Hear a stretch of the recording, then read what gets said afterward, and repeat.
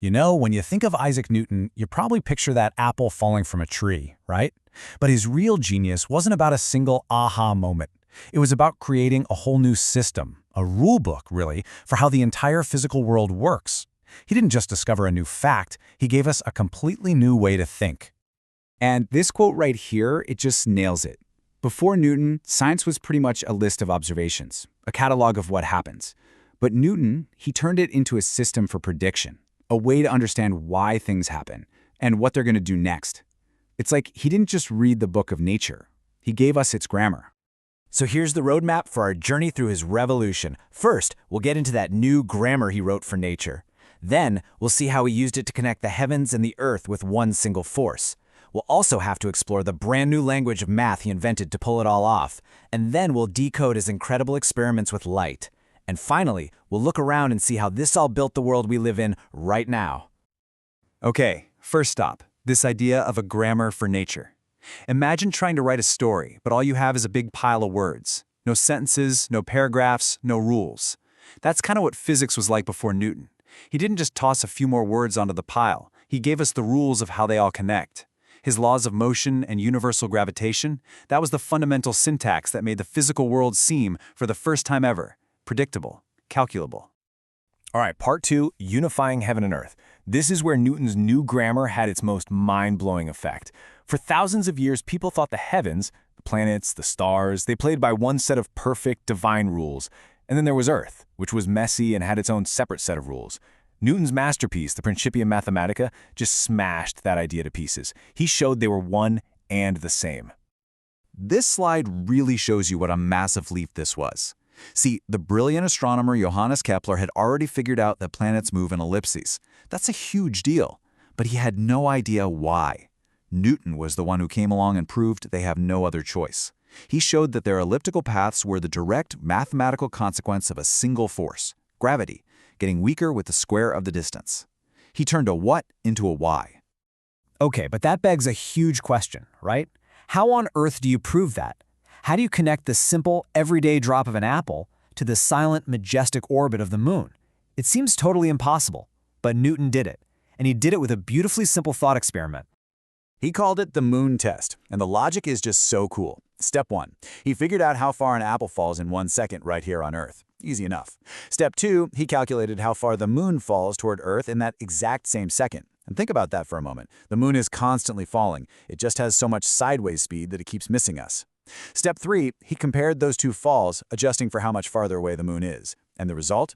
Step 4, the numbers were a perfect match for his inverse square law. Boom. With one calculation, he proved that heaven and earth obey the exact same rule.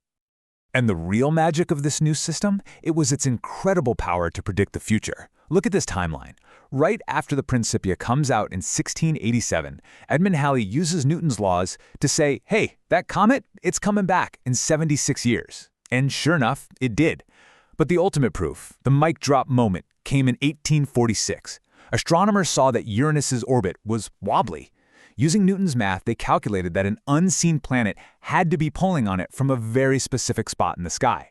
So they pointed their telescopes there, and bam, there was Neptune. They found a planet with math before they ever saw it with their eyes.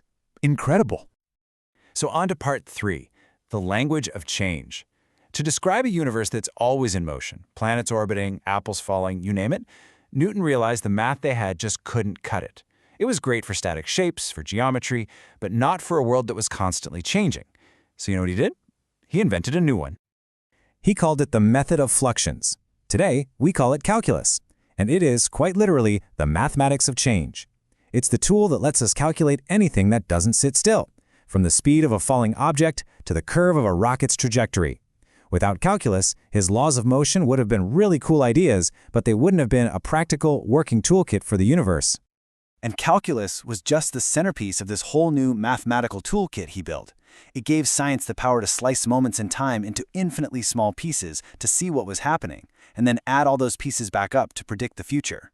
He didn't just solve his problems, he built the tools that generations of scientists and engineers would use to solve theirs. Okay, part 4, decoding the rainbow. Now, Newton wasn't just some guy scribbling equations in a dark room. His work on light is the perfect example of his scientific method in action. You take a bold, kind of weird idea, and then you test it with experiments that are so simple, so elegant that nobody can argue with them. So at the time, everybody just knew that white light was the purest, most basic form of light. The idea was that when you shine it through a prism, the prism itself somehow stains or colors the pure light, and that's how you got a rainbow. This is where Newton's genius for experiments just blows you away.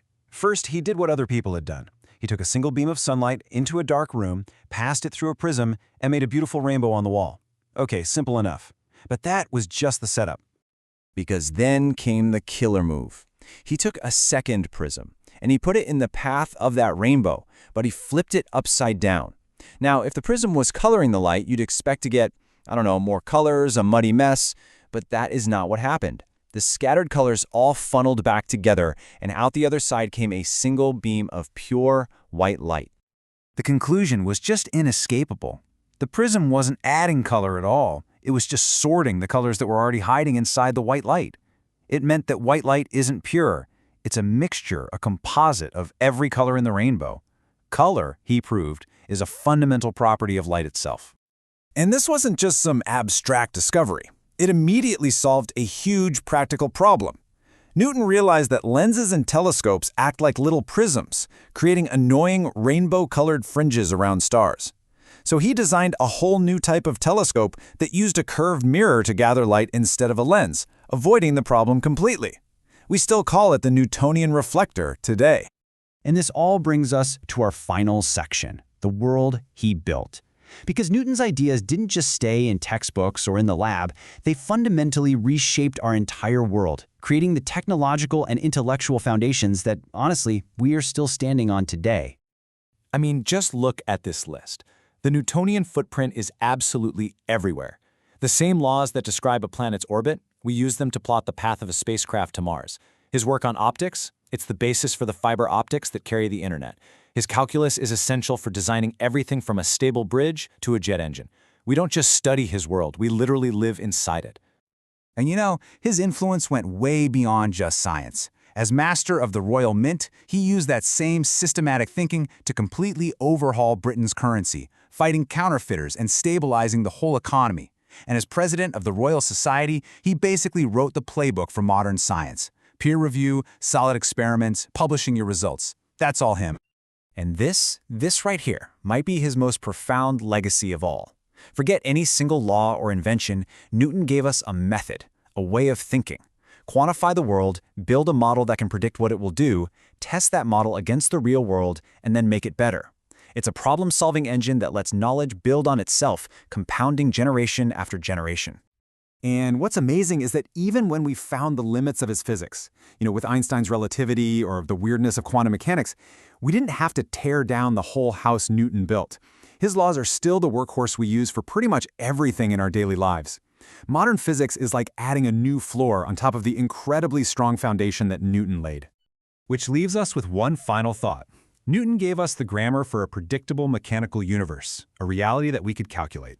That model's defined our world for over 300 years. But now, in this age of AI and big data, where we're creating intelligences that can see patterns we can't in systems that are too complex for us to even model, you just have to wonder, are we on the verge of inventing a totally new grammar for reality all over again?